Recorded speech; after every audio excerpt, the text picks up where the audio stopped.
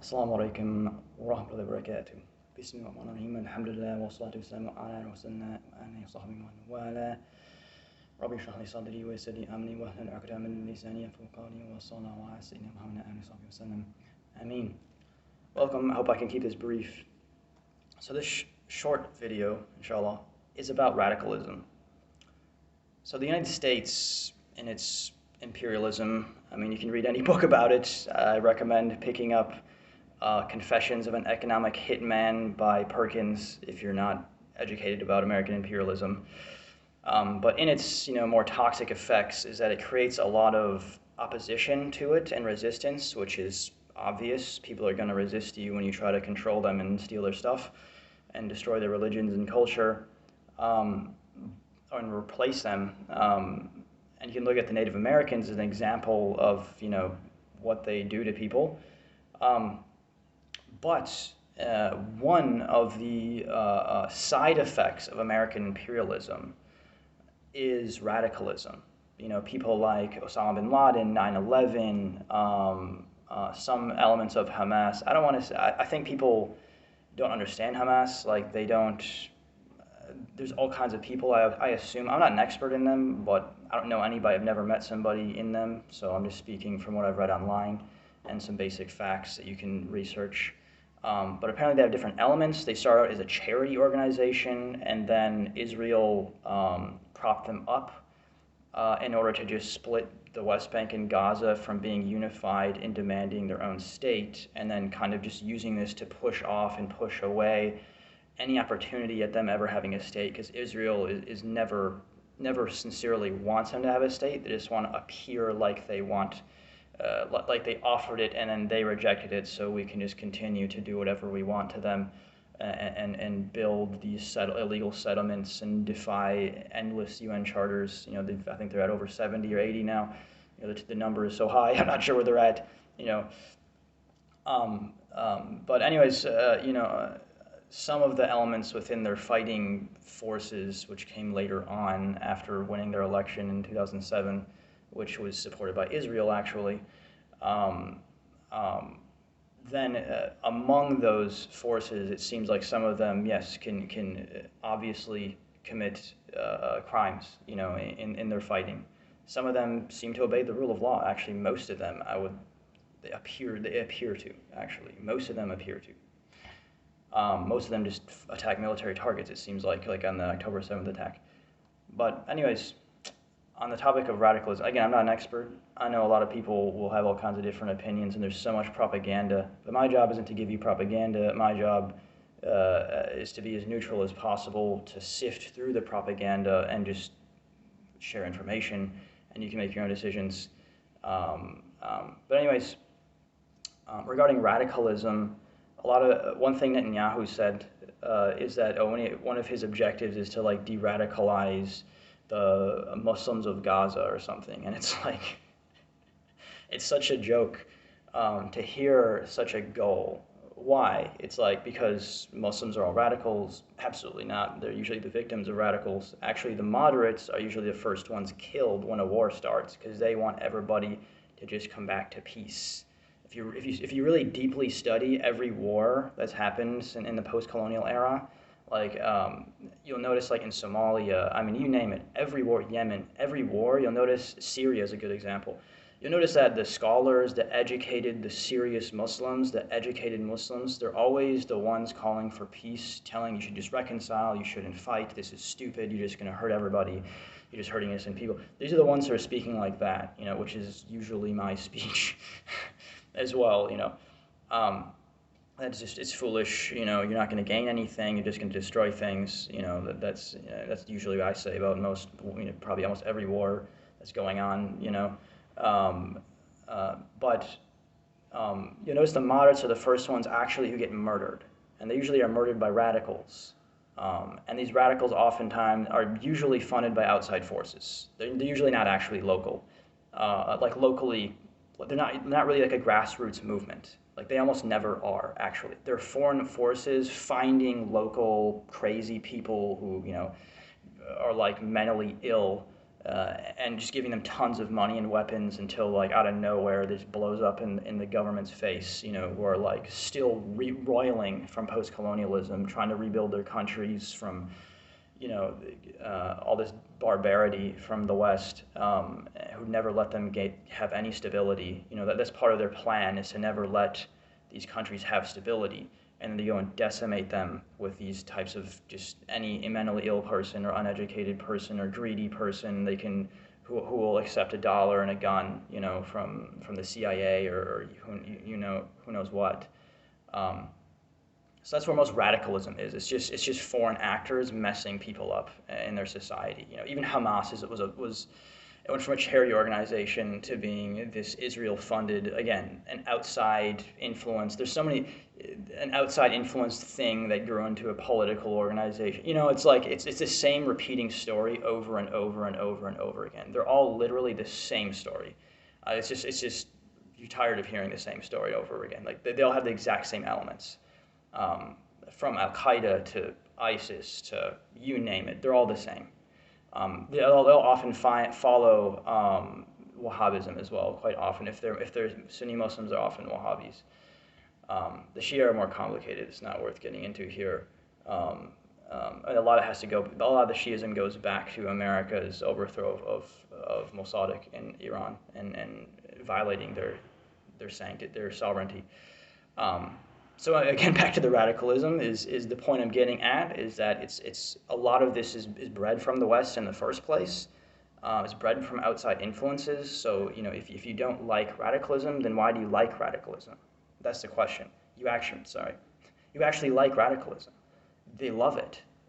They don't like moderates. They kill them. They pay radicals to kill moderates, and that's why we're in this situation all the time. Moderates aren't gun-wielding, honchos everywhere, 300 armed men following them around. Like, no, they're unarmed people. They're normal civilians. They're very peaceful people. They want stable government. They want, they're sane people, according to any book. Actually, they're more sane, I'd say, than the average person. They're have hyper intellects, and they're always getting killed, whenever things break down. Sadly. Why? Because these people are hard to control. They easily see the outside influences. They easily see where the money's come from. They easily see where the ignorance is going. You just cannot convince these people of satanic ideas. And the West, Israel, the United States, Britain, France, the westernization, in quotes, these countries, they just want to spread. It's basically satanic at its essence, but for an average listener, it's probably harder to really get down to the root of it. But basically, it's disease, darkness in the heart. It's greed. It's desire to control people. It's thinking $1 is better than a life. It's, preferring to pay, 10 cents less per gallon on your gas than allow 200,000 people to live. These types of demonic trades they do, where everyone loses. They lose their soul, and then a bunch of really good, innocent people lose their livelihoods. And they breed radicalism everywhere. So when people in the West say, these radical Muslims, radical Hamas, radical ISIS, radical blah, blah, blah, it's like, well, you started them. They're your groups. They're your organizations. So what are you complaining about? You want to look at what the Muslims are doing. You never broadcast Muslim charity work. You never broadcast Muslim scholarship. You never broadcast Hamza Yusuf's efforts. He built the first Muslim university in American history, and the second one that grants a degree, and the second one is nearly there. There's actually not the second, like the next 10 are nearly there. Among them are Darul Qasim in Chicago. That's never on the news. You never interview them. You never talk about these people. It's too boring. These people are logical. They're sensible. They'll give you your sanity back and restore your country and rebuild you and your people. But you never listen to them, and they never get on the news. The only ones who get on the news are the people from your own government, the American government, the Israeli government, the British government, the French government, who they radicalized, they propped them up, they armed them, they funded them. Nobody likes them. You never listen to the scholars. They refute them. They write books refuting these people, and you don't listen, So, just get educated, guys. The radicals are the West. And we got to be careful. If you're not educated in Islam, you got to be really careful about what you're studying, what you're learning, what you're seeing on the news, because a lot of it is, you think it's Islam, you think they're Muslims. Maybe they are Muslims, but they don't know where they are or where they're getting their ideas from. They're poor people, they're uneducated, they have unemployment, they're getting bombed, they're orphans. I watched a video, I was just looking at stats on Gaza. Gaza has literally the highest unemployment in the world, 45% unemployment. One of their spokesmen said 85% of our fighters are orphans who want revenge, and they're just like, they're not, I wouldn't say they're insane, they're not that, but they are like very tough-minded at that point. They have nothing else to live for. There's no employment options. They're just getting, their parents were slaughtered by, these settlers, and their guns, American guns and American bombs, American planes. You have a kid with a rock who gets shot for throwing a rock, a kid, it's just like, it's absurd. It's absurd. You can't see through this propaganda. Just read the stats, read the facts. There's no argument to be made. You can't argue for Israel's actions. You can't. If you're educated people can't do it. There's no such thing as soulless people. There's people who are ignoring their own souls. Because your own soul, every human soul will tell you Israel is wrong. Every soul will tell you the right thing. It's waiting for you to come back to it, and you're ignoring it. You're ignoring God. God will tell you, ask him, literally pray to him. Is Israel right? You'll get an answer, and he'll tell you they're wrong. That's it. Whose side are you on, God or Satan? If you're on Israel's side, you're on the side of Satan. They're the enemies of God. They really are at this point. Now, I'm not saying, oh, we should be this or that, or do this or that, or advocate this or that. I'm not saying that at all. What I'm saying is that you need to be de-radicalized. You're the radicals. Drop your weapons. Stop killing people. You're the violent people. Stop being violent. Muslims are default peaceful. We're the ones getting slaughtered left and right, leaving our lands, immigrating everywhere, facing discrimination and racism, hate speech, violence. I lived in Egypt for like 6 months. I met like 2 or 3 people who were local Egyptians who had children shot in the United States, not in Israel, not in another country, in the United States, in Texas. He said, my son was shot by a crazy guy.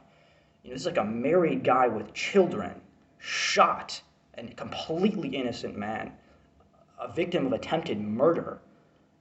Where is the terrorism charges on this guy? Some of them, they let him out on bail. This is homicide, attempted homicide in the United States is insane. They are radicals there. Just shooting a guy because he's a Muslim. This guy has a clean record, completely decent human being, top to bottom, front to back, righteous, God-loving, person, innocent man, the most decent man you could ever meet, shot and nearly killed, for no reason. You guys are the radicals. You don't understand. You're the radicals. Accept it. The Jews, you can't just go and build settlements when the entire world tells you it's not yours. You can't build there. It's for the Palestinians.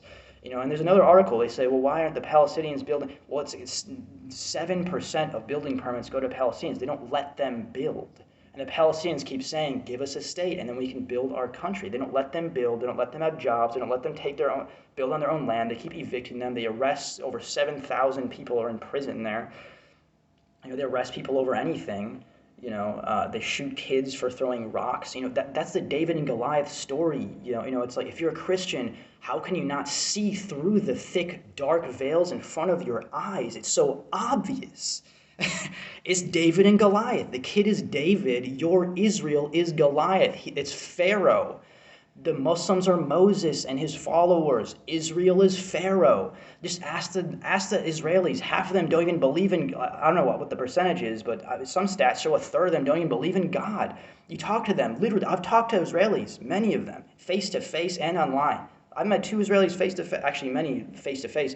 I've met several face-to-face, who are outside of Israel. I've talked to several. A lot of them don't even believe in God. They're atheists. They literally omitted the word God from their Declaration of Independence. From who? Anyways, the British, I guess, or whatever. Their Declaration of the Establishment of Israel. They omitted the word God from that document because of an atheist in their signers. You said you wouldn't sign it with the word God on it. You don't get it. They're pharaonic. They're more like Pharaoh than Moses. They're oppressors. They have no regard for human life. You know. So I hope you get the gist here. You get the lesson. My time is up. Assalamu alaikum.